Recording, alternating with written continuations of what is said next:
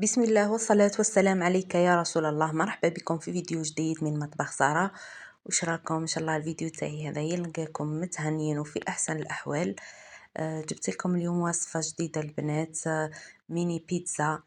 الوصفة اللي معتمدتها انايا يعني طول حياتي وما نبدلهاش، تجي خفيفة، تجي هايلة، تجي مقرمشة من تحت وخفيفة وطرية من الفوق، يعني روعة روعة البنات. تحضريها ثاني في وقفة، ما تشدش كامل اليد. ما تنسوش يعني ضغطوا لي على زر اللايك باش يطلع الفيديو يشوفوا اكبر عدد من المشاهدين فضلا وليس امرا. شاركوا الفيديو مع احبابكم واصدقائكم لتعم الفائده. وروحوا الوصفه تاعنا بسم الله. هنا في ريسيبيون عندي كاس حليب دافي. انا حندير كميه تاع كاس حليب، اللي تحب يعني كميه اكبر ضعف المقادير، ولا اللي تحب كميه اقل تقسم المقادير. ضفت عليهم ملعقه ممسوحه خميره الخبز وملعقه ممسوحه تاع السكر، ونجيبو لهنا لنفس الكأس درت فيه ربع كاس زيت، يعني ديري ربع كاس حليب يقابلو ربع كاس زيت. خلطهم هنا بالضرب اليدوي يعني حتى نذوب هذيك الخميره.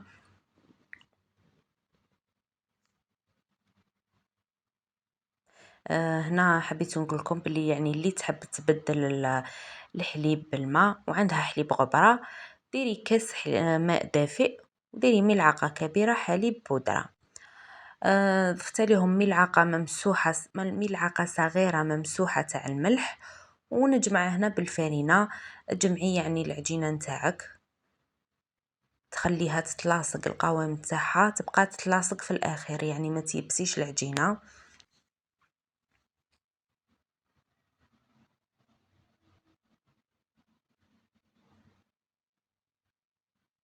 كيما هكذا البنات تلايمت معايا، بصح العجينه راهي تلاصق.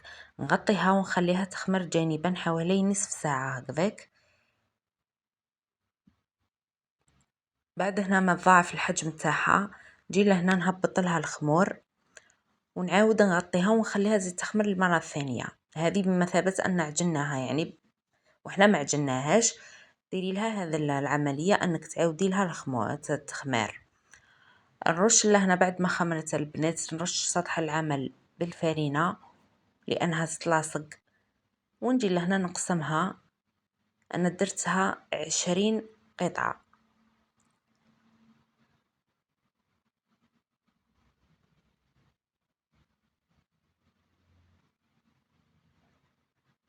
تجيكم يعني الحبه ما شاء الله. كوريهم هكذا كور صغيره وحطيهم ثاني جانبا.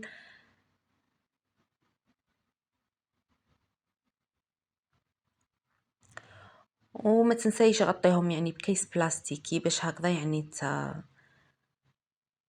ما يديروش هذيك القشره من الفوق.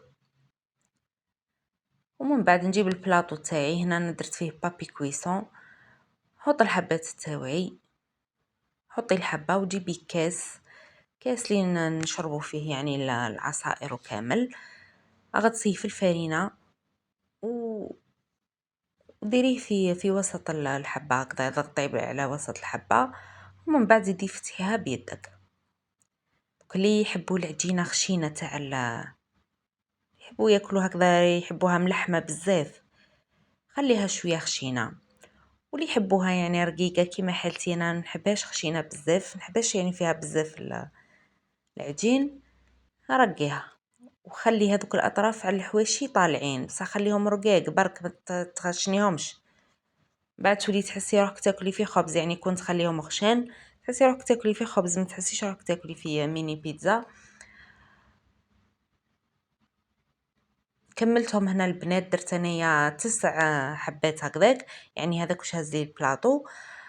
ومن بعد نجيب لهنا صلصه طماطم، انا كنت خادمتها يعني من قبل، كانت عندي في الثلاجه. اي صلصه طماطم معتمدتها ديريها، يعني ماهيش حاجه كبيره.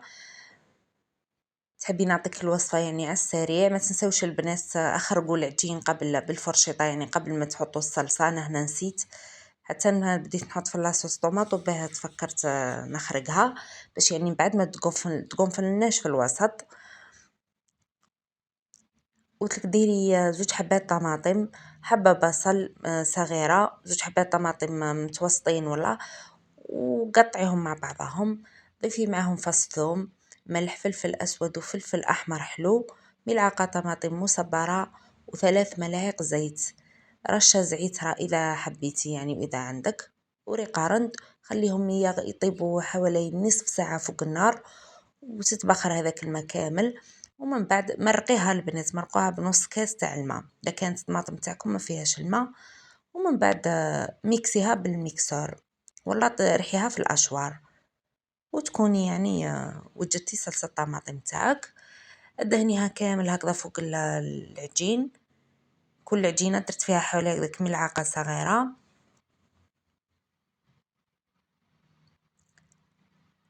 وقطعت ثاني شويه فلفل حلو اخضر هكذا، قطعته الى شرائح رقيقه هكذا.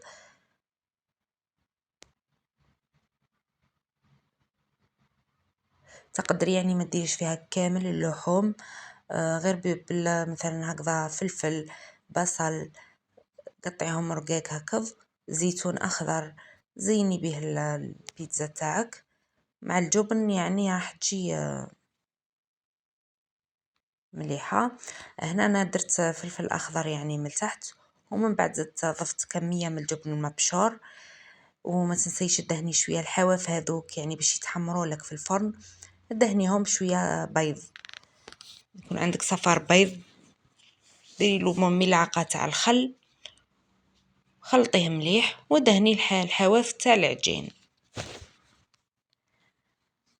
عندي 2 وصفات البنات تاع الميني بيتزا، انا معتمدتهم يعني دائما. ان شاء الله هذه المره حطيت لكم هذه، المره الجايه ان شاء الله نحط لكم كي يقرب رمضان نحط لكم الوصفه الثانيه، يعني ديك عمليه اكثر. تجي ثاني عجينتها روعه روعه.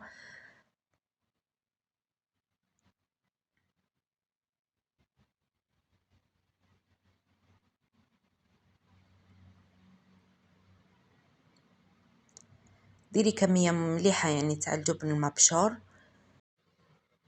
كملتهم هنا مباشرة على الفرن مسخن مسبقا على درجة يعني عالية، لوحيهم يطيبوا، تشوفيهم تحمروا على من التحت، يعني شعلي لهم من الفوق يديو تحميرة ويذوب هذاك الجبن وخرجيهم.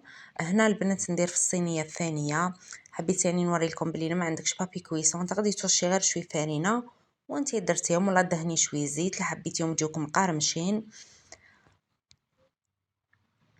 هادو زينتهم بشويه فلفل حلو ودوائر الزيتون الاخضر درتهم يعني من تحت.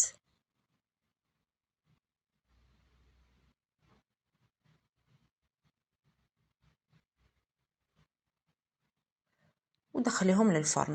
آه هنا البنات هذوك الاولين كانوا طابوا معايا وتحمروا الله الله. جي لهنا ندير لهم تزيين الاخير. كنت درت لهم دوائر الزيتون الاخضر من الفوق، طبعا اللي تحب دير الزيتون الاسود دير. ودرت لهم شويه طون تاع الزيت ثاني من الفوق هكذا.